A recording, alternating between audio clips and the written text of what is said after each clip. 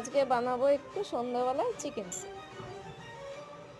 তার জন্য দেখো আমি নিয়ে নিয়েছি কয়েকটা সবজি, আদা বাটা, পেঁয়াজ বাটা, রসুন বাটা, একটু মুরগির মাংস আর বাটা। রান্নাটা আমি করব প্রেশার কুকারে, যাতে একটু তাড়াতাড়ি হয়।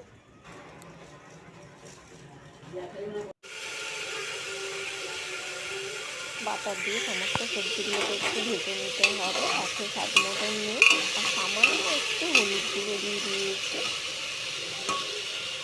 এরপর আমি ধুয়ে রেখে দেওয়া মুরগির মাংসটা দিয়ে দেবো। দেওয়ার পরে এটাকে ভালো করে ভাজতে হবে।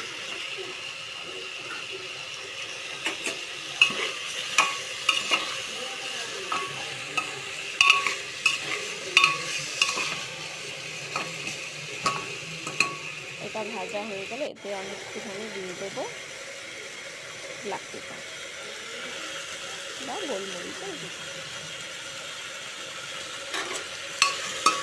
ভালো করে এটাকে মিশিয়ে নিয়ে এর মধ্যে আমি অ্যাড করবো পরিমাণ মতন জল আর একটু 2 চামচ কর্নফ্লাওয়ার দিয়ে প্রেসার কুকারের ঢাকনাটাকে আটকিয়ে আমি সিটি দেবো দুটো সিটি দেওয়া হয়ে যাবে।